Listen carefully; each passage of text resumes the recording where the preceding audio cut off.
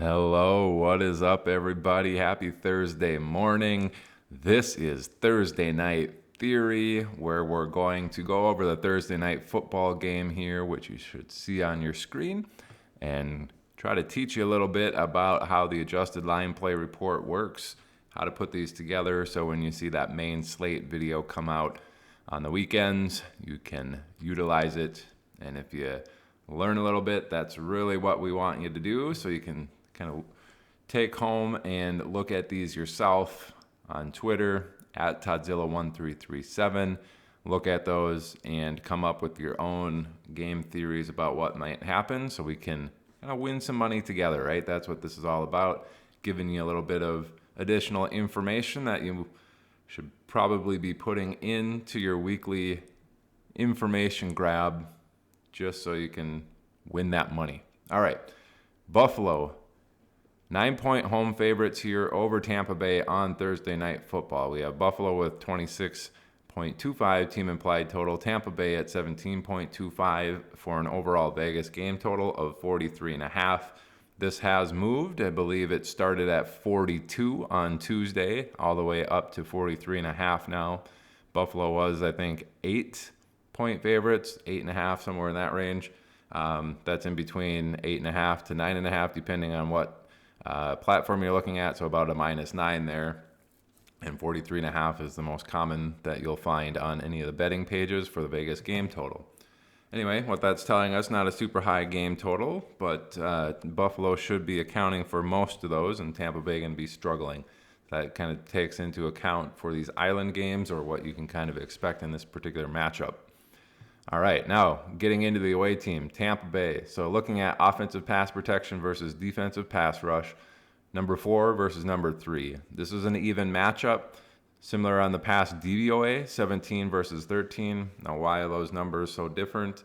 FTN, or Aaron Schatz, who actually came up with these values, assigns a certain rating. These are really on the pass side. This is an adjusted sack rate. So Tampa Bay, number 4 in adjusted sack rate, essentially. So they're not giving up a ton of sacks. Buffalo, though, number 3 in the defensive pass rush, which means they are generating sacks. And again, this is adjusted sack rate. So, if it's 3rd and 18, that's a situation where you'd expect a sack pretty commonly. If you get one, it's great, but it's not going to count for as much as one that's maybe on 1st and 5, let's say. That's a very, penalty. Now you're 1st and 5, unlikely to be passing that situation. If you get a sack in that situation, it's going to count for a little bit more. You're probably a little bit better of a team to get a sack in those situations where you wouldn't be expecting it. So that's what this left number is going to be doing, the offensive pass protection. The pass DVOA, you can kind of think of it in terms of how effective that pass game is overall, how fantasy friendly they are. Really, we see Tampa Bay kind of middle of the pack in terms of their offensive pass. Buffalo a little bit better, but also middle of the pack for their pass DVOA. So that's kind of how that works.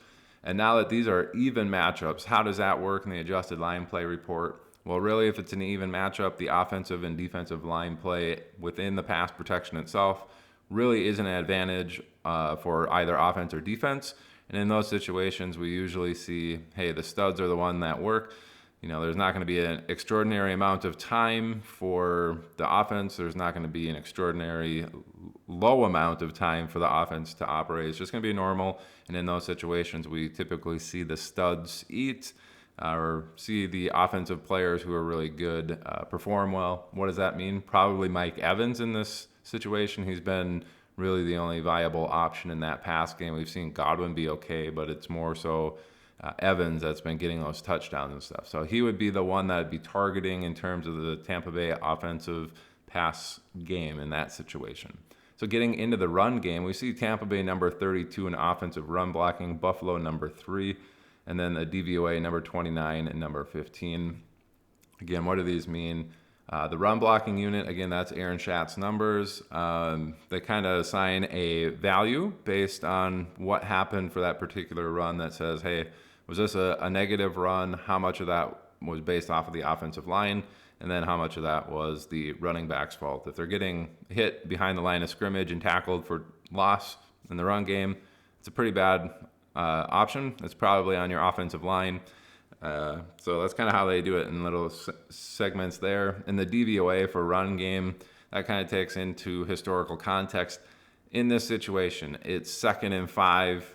You're on the left hash mark at the 42-yard line of your own 42-yard line. In those situations, what is a standard run play, and how did your play that you ran that was a run play compared to the historical average of what happens on that play?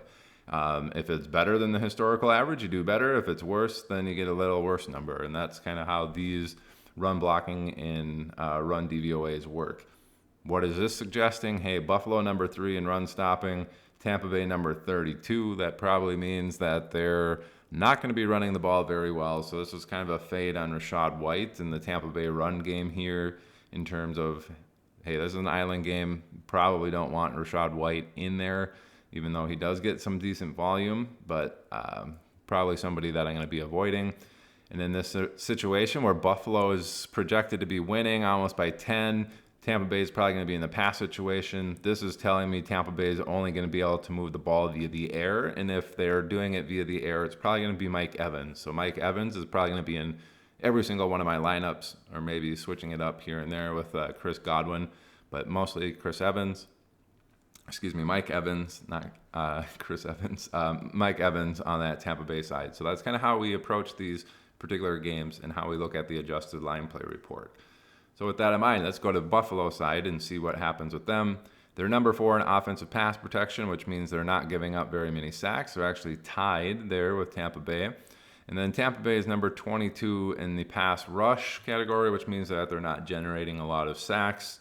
And then getting into the pass DVOA, Buffalo has been very good there. Number 2, obviously saying that their pass game is very effective compared to historical averages. And then the pass DVOA for Tampa Bay, middle of the pack there, nothing to write home about, which tells me that Buffalo should be having plenty of time and not having to worry about sacks, which is going to open up Josh Allen to be able to sit in the pocket. And we already see that the DVOA is pretty high there. Tampa Bay kind of middle of the pack.